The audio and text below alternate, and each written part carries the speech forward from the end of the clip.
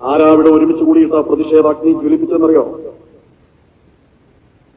കേരളത്തിലെ പ്രമുഖമായ എഞ്ചിനീയറിംഗ് സ്ഥാപനമായ കുസാറ്റിൽ പഠിക്കുന്ന വിദ്യാർത്ഥികൾക്കുള്ള ഒരു പഠന ക്ലാസ് മുറിയിൽ ആൺകുട്ടികളെയും പെൺകുട്ടികളെയും വേർതിരിക്കാൻ വേണ്ടി കർട്ടനിട്ട് മറച്ച ഒരു സദസ്സ് നടത്തിയ വിഭാഗമാണ് തെരുവിൽ രാത്രിയിൽ ഒരുമിച്ചിറങ്ങിയത്. ആണും പെണ്ണും ഒരു മറയുമില്ലാതെ, ഒരു കർട്ടനുമില്ലാതെ ഒരുമിച്ചിറങ്ങി ആക്രോശിച്ചത്.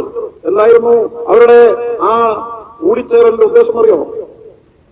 ആയിരക്കണക്കിന് കിലോമീറ്റർ ദൂരെ ഗസ എന്ന് പറയുന്ന സ്ഥലത്ത് അവരുടെ കുറെ ആളുകളെ ഇസ്രായേൽ കൊല്ലുന്നു. ആയിരക്കണക്കിന് കിലോമീറ്റർ ദൂരെ അവരൊരുമിച്ച് കൂടി.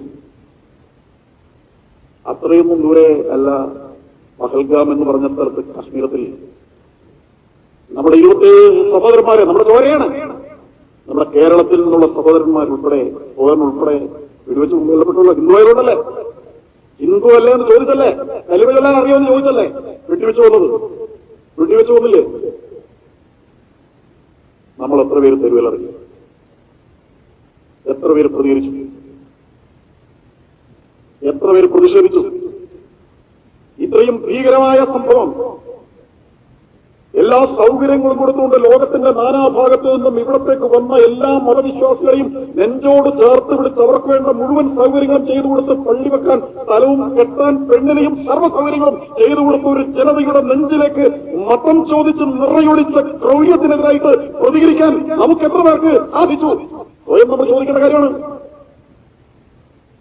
അതുകൊണ്ടാണ് ഞാൻ ചോദിച്ചത്, നമ്മൾ ഏത് സമൂഹത്തിലാണ് ജീവിക്കുന്നത് എന്ന് നമുക്ക് ധാരണയുണ്ടാകണമെന്ന്, നമ്മുടെ ചുറ്റുപാടും എന്തൊക്കെയാണ് നടക്കുന്നത് എന്ന് നമ്മൾ ചിന്തിക്കണമെന്ന്. നമ്മൾ മരവിച്ച മനസ്സുമായി പ്രതികരണ ശേഷിയില്ലാതെ ജീവിക്കേണ്ട ഒരു കാലഘട്ടത്തിലും സാഹചര്യത്തിലും സമൂഹത്തിലുമല്ല നമ്മൾ ജീവിക്കുന്നത് എന്ന് നമ്മൾ ചിന്തിക്കണം. കണ്ടാലും കൊണ്ടാലും പഠിക്കാത്തവരായി ഹിന്ദു മാറരുത് എന്നാണ് സ്വാമി നമ്മളോട് പറഞ്ഞത്. അനുഭവങ്ങളിൽ നിന്ന് പാഠം പഠിക്കണം.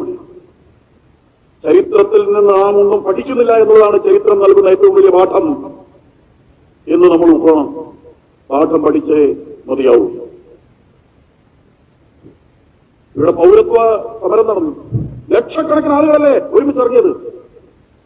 ഒരു നാട്ടിൽ ഒരു പ്രോഗ്രാം നടത്തുമ്പോ, പള്ളിക്കാരൻ നടത്തുമ്പോ വീട്ടിൽ ആരെങ്കിലും ഉണ്ടായിരുന്നു? കുഞ്ഞു കുട്ടികൾ ആബാലവൃക്ഷങ്ങൾ ഇറങ്ങിയത്. എന്തിനാ ഇറങ്ങിയത്? ഈ നാട്ടിൽ എന്തെങ്കിലും പ്രശ്നത്തിനാണോ? ഇവിടുത്തെ ആരുടെയെങ്കിലും പൗരത്വം എടുത്തു കളയാൻ വേണ്ടിയാണോ ആ നിയമം കൊണ്ടുവന്നത്? എന്തിനാണ് ആ നിയമം കൊണ്ടുവന്നത്?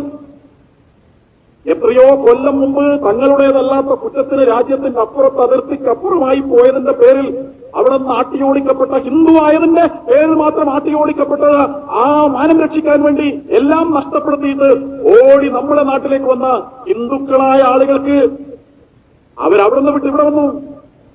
ഇവിടെ അവർക്ക് ഒരു അഭയവും കിട്ടിയില്ല, അവർക്കൊരു തൊട്ട് ഭൂമി കിട്ടിയില്ല, അവർക്ക് റേഷൻ കാർഡില്ല, അവർക്ക് പൗരത്വം തെളിയിക്കാനൊന്നുമില്ല. കാരണം അവർ പൗരന്മാരല്ല.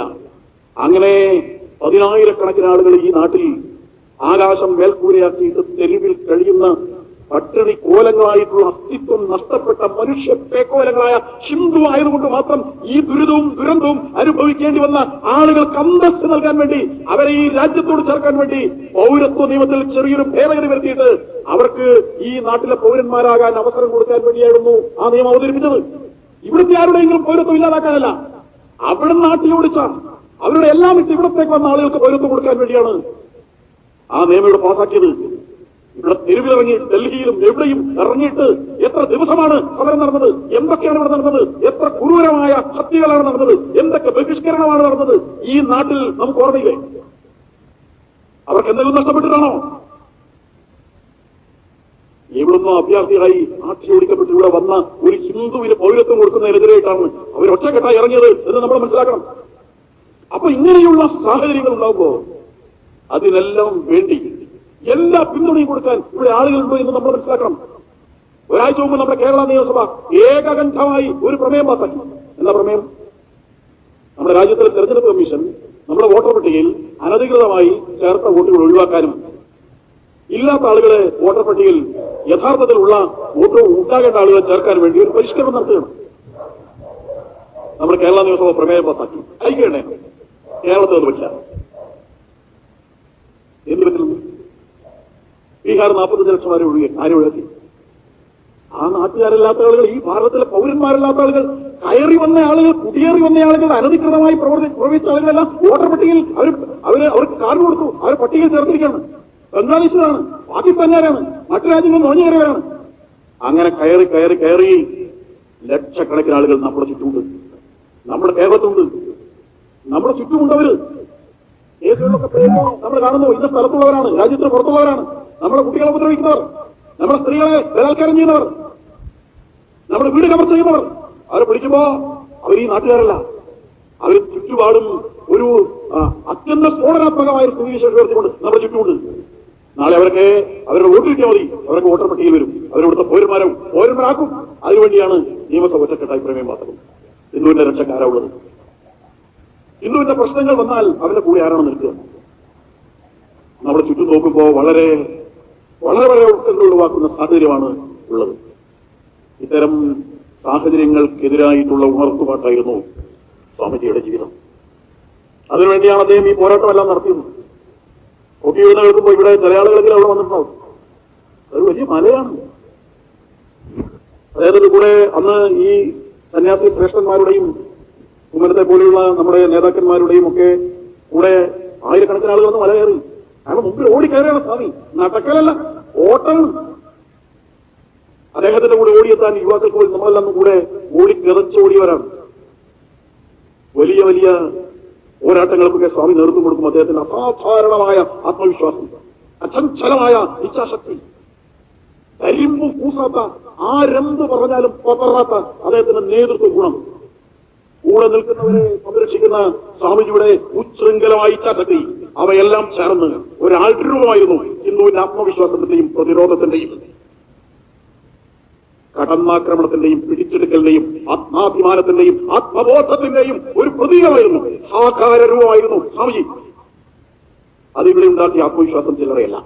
ഇന്ന് കേരളം, ഇവിടുത്തെ ഹിന്ദു, അവൻ ഇഴഞ്ഞു നീങ്ങിയിരുന്ന പുഴുവിനെ പോലെ ഇഴഞ്ഞു നീങ്ങിയിരുന്ന ഹിന്ദു നിവർന്നെഴുന്നേറ്റ് നട്ടെല്ലാം നിവർത്തി നെഞ്ചു വിരിച്ച് ഇന്ന് നിൽക്കുന്നുണ്ടെങ്കിൽ അവന് ത്രാണി നൽകിയത്, അവന് പ്രാണൻ നൽകിയത്, അവന് ആത്മവിശ്വാസം നൽകിയത് സ്വാമിജിയുടെ തീയുണ്ട പോലെയുള്ള വാക്കുകൾ, അവന്റെ ഉള്ളിലുണ്ടാക്കിയ അദമ്യമായ ഉത്കടമായ പ്രഹരശേഷിയുള്ള സ്വാമിജിയുടെ വാക്കുകൾ അവനുണ്ടാക്കിയ ആത്മവിശ്വാസമാണ്, ആത്മബോധമാണ് എന്ന കാര്യത്തിൽ ഒരു സംശയവുമില്ല. അതുകൊണ്ട് അങ്ങനെയുള്ള ഒരു യതിവര്യൻ അദ്ദേഹത്തിന് ആശ്രമത്തിൽ കഴിയാമായിരുന്നു. അവിടെ നാമവും തപവും ജപവുമായി കഴിയാമായിരുന്നു സ്വാമിമാരിൽ അന്നത്തെ കാലഘട്ടത്തിൽ എല്ലാവരും അത്രയേ പ്രതീക്ഷിച്ചിരുന്നുള്ളൂ.